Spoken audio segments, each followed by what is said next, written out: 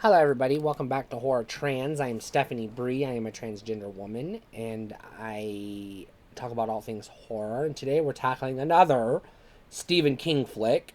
This one is Misery.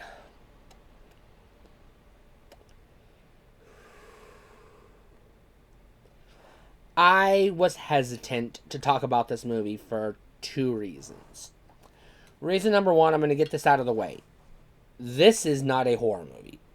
At best, this is a drama, suspense, thriller, or a suspenseful, dramatic thriller.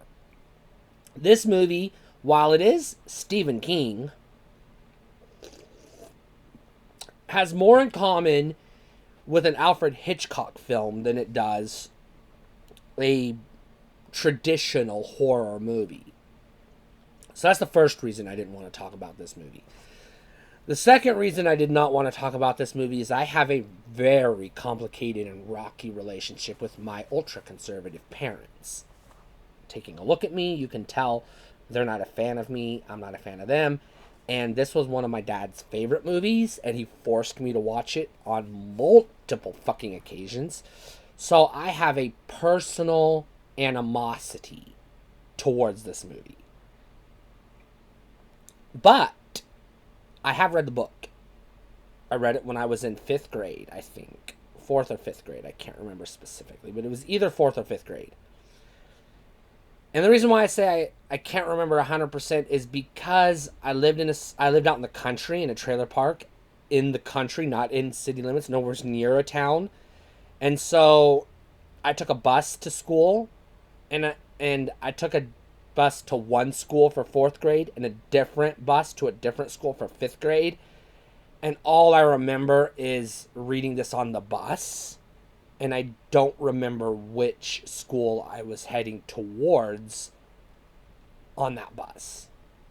Those were the only 2 school years of my childhood that I rode a bus to school because we moved around a lot. So the rest of my life, I lived within walking distance of my schools. So I never had to ride a bus. So I remember reading it on the bus. So it was either 4th or 5th grade. I really like this book. I do. It's Stephen King. I have said previously in my Stephen King video, I have not read a Stephen King book I don't like. But this is not a good movie to me.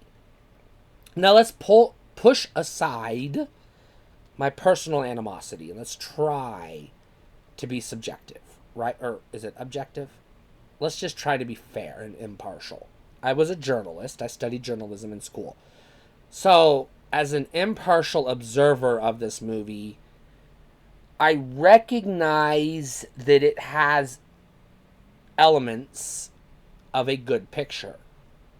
It's got good plot structure, good acting, an interesting and compelling story, interesting and compelling characters.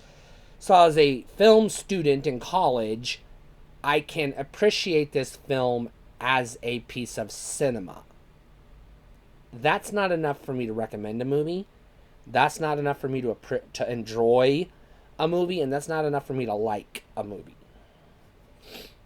So, where do I fall on this movie at this point in time in my life?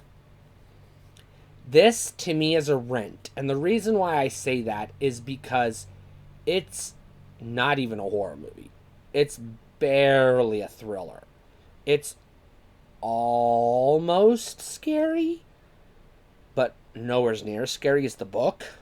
And the changes they made, this is one where I will say the changes they made from book to film changed this from a horror story to a suspense drama. Almost thriller. Not a true horror movie in the truest, strictest sense. And so I recommend this as a Rent because it's a horror channel and I like to recommend horror movies, and this movie has no fucking gore. It's not scary at all. It only has, I think, one kill, if I'm not mistaken.